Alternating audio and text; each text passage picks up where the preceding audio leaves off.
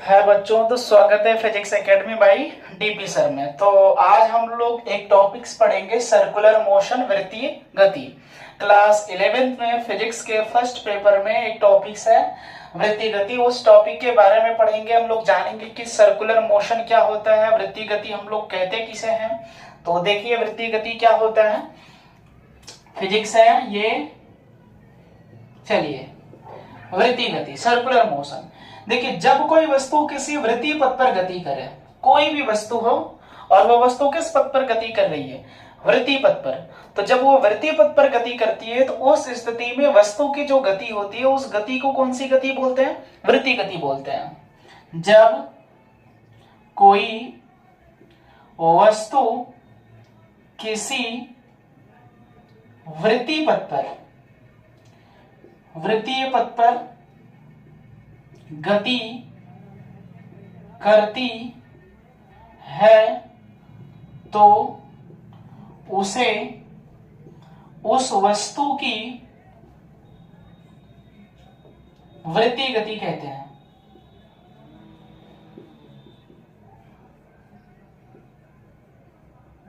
वृत्तीय गति कहते हैं।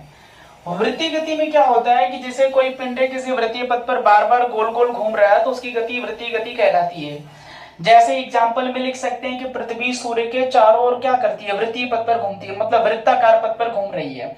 चंद्रमा पृथ्वी के चारों तरफ किसी वृत्तीय पथ पर घूम रहा है तो कौन सी गति है, वृत्तीय गति है। इसके अलावा हम ये भी जानते हैं कि जब किसी धागे से किसी पिंड को बांधकर इस तरह से गोल गोल घुमाते हैं तो वो भी कौन सी गति उसकी कहलाती है, वृत्तीय गति कहलाती है। ठीक है, वृत्तीय गति में चाल वस्तु की नियत भी हो सकती है और नियत नहीं भी हो सकती है। कोई जो है ये फिक्स नहीं होता है कि वो नियत ही हो। ठीक है, ये जानते रहेंगे हम लोग। अगला वाला हम लोग का पॉइंट है जो शुरुआत करेंगे चैप्टर का, वो शुरुआत करेंगे एक समान वृत्तीय गति से। किससे? एक समान वृत्तीय गति से।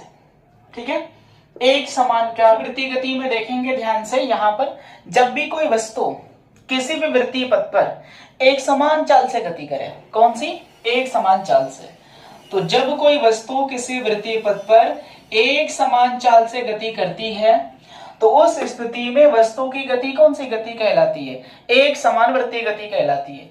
यदि वही वस्तु वृत्तीय पथ पर असमान चाल से गति करे तो उसको असमान वृत्तीय गति बोलते हैं। ठीक है, तो हम ये लिख सकते हैं कि जब कोई वस्तु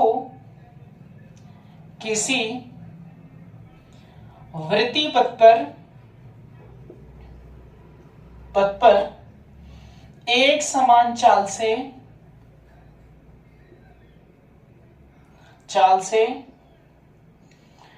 वृत्तीय पथ पर गति करती है तो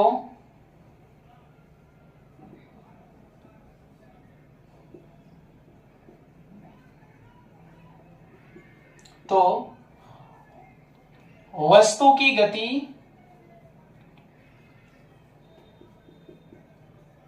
एक समान वृत्तीय गति कहलाती है।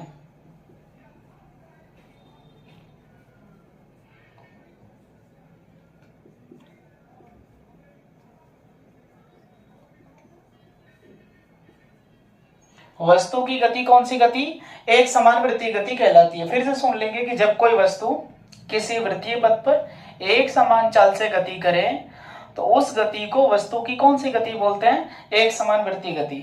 एक समान वृत्तीय गति में वस्तु की चाल में बोल रहा हूं कि नियत होगी। नियत होने का मतलब अगर 4 मीटर प्रति सेकंड का चाल है, 10 मीटर प्रति सेकंड का चाल है, या तो 20 मीटर प्रति सेकंड का चाल है, तो इस वाले पॉइंट पर चाल देखेंगे तो ये भी अगर 20 का लिए तो 20 ही रहेगा, इस वाले पॉइंट पर लेंगे तो 20 ही रहेगा, इस वाले पॉइंट पर उसको मापेंगे तो 20 ही रहेगा। मतलब किसी भी बिंदु पर यदि हम माप रहे हैं उसको तो उसके प्रत्येक बिंदु पर जो चाल होती है वह कैसी होती है, नियत होती है, फिक्स होती है, वो कभी नहीं बदलती है। इसीलिए इस गति को कौन सी गति बोलते हैं, एक समान वृत्तीय गति बोलते हैं। ठीक है, एक समान वृत्तीय गति में कुछ हम लोग अलग से पॉइंट को जानेंगे कि इसमें कौन कौन से अलग से पॉइंट होते हैं। थोड़ा सा हम लोग इसके डीप वाले पॉइंट में जाएंगे, थोड़ा सा देखेंगे ध्यान से। डीप वाले पॉइंट में हम इस वाले के इधर को मिटा देते हैं, आप कहीं से इसको स्क्रीनशॉट ले लीजिएगा।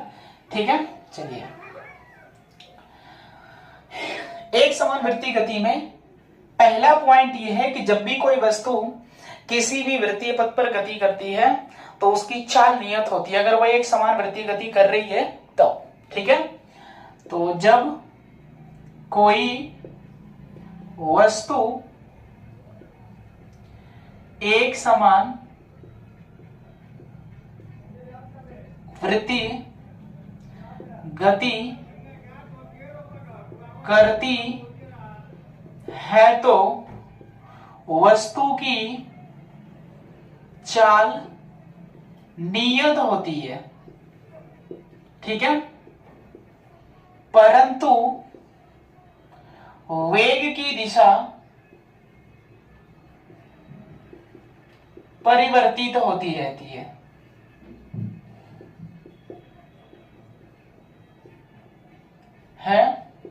जिससे वेग परिवर्तन होता है। वेग परिवर्तन होता है।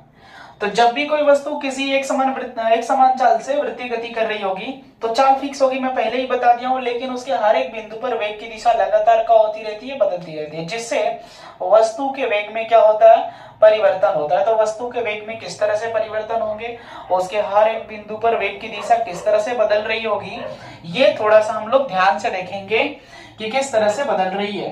ठीक है, ये हमारे पास जो है दूसरा वाले पॉइंट में हम लोग इसको समझेंगे। दूसरा पॉइंट है कि अगर कोई वस्तु किसी वृत्तीय पथ पर गति कर रहा हो तो उसके किसी भी बिंदु पर, कोई पॉइंट ले लेंगे, ठीक है, उसके किसी भी बिंदु पर खींची गई कौन सी रेखा, स्पर्श रेखा, या तो इधर इधर इधर, ठीक है, ये सारी की सारी उसकी कौन सी रेखा है, स्पर्श रेखा। स्पर्श रेखा का मतलब कि वह जो है सिर्फ एक बिंदु से होकर जाए, उसे कौन सी रेखा बोलते हैं, स्पर्श रेखा बोलते हैं। तो ये किसी भी बिंदु पर खींची गई स्पर्श रेखा उस बिंदु पर वेग की दिशा को क्या करती है, प्रदर्शित करती है, दिशा को प्रदर्शित करती है। ठीक है, किसी भी बिंदु पर खींची गई कौन सी रेखा, स्पर्श रेखा उस बिंदु पर वेग की दिशा को क्या करती है, प्रदर्शित करती है। ठीक है, तो इस वाले पॉइंट पर वेग की दिशा ऊपर है, इस वाले पॉइंट पर वेग की दिशा इधर है, इस वाले पॉइंट पर वेग की दिशा इधर है, और इस वाले पॉइंट पर वेग की दिशा इधर है। मतलब कि जब वेग की दिशा बदलेगी तो वेग भी परिवर्तन होगा। इसीलिए हम बोलते हैं कि एक समान वृत्तीय गति में वस्तु की चाल नियत होती है, परंतु वेग की दिशा लगातार बदलती रहती है, जिससे वेग में क्या होता है, परिवर्तन होता है। तो दूसरा पॉइंट हमने यही बोला है कि किसी बिंदु पर खींची गई कौन सी रेखा, स्पर्श रेखा, किसी बिंदु पर खींची गई स्पर्श रेखा, खींची गई स्पर्श रेखा उस बिंदु पर वेग की दिशा को प्रदर्शित करती है, प्रदर्शित करती है। ठीक है, इसके बाद हम लोग तीसरा वाला पॉइंट समझेंगे कि तीसरा वाला पॉइंट क्या है। इधर हम मिटा देते हैं। वृत्तीय गति में तीसरा पॉइंट क्या है, तीसरा पॉइंट ये है कि यदि कोई वस्तु वृत्तीय गति कर रही है तो उसके केंद्र और परिधि को मिलाने वाला वेक्टर। ठीक है, तीसरा है कि केंद्र और परिधि को मिलाने वाला वेक्टर,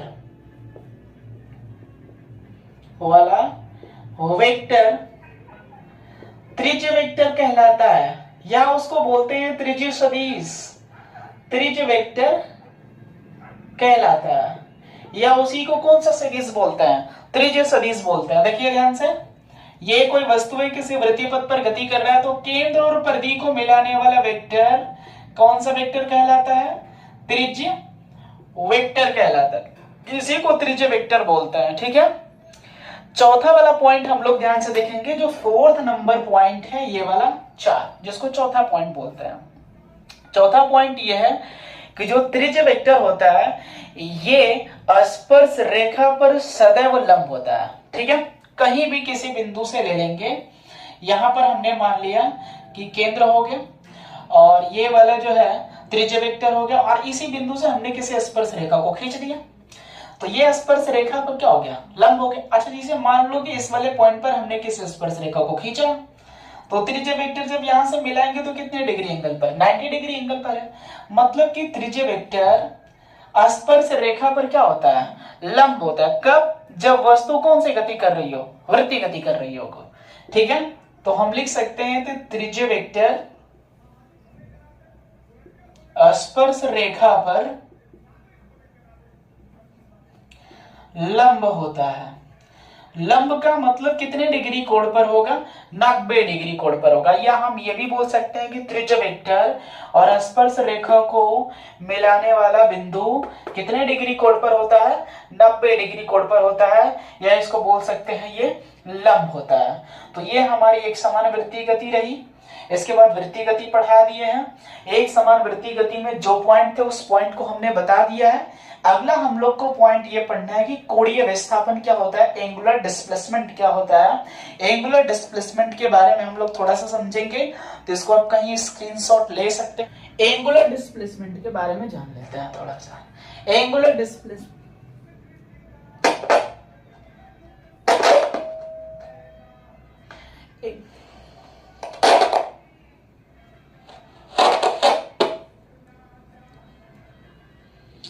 एंगुलर डिस्प्लेसमेंट क्या होता है थोड़ा सा देख लेंगे हम लोग।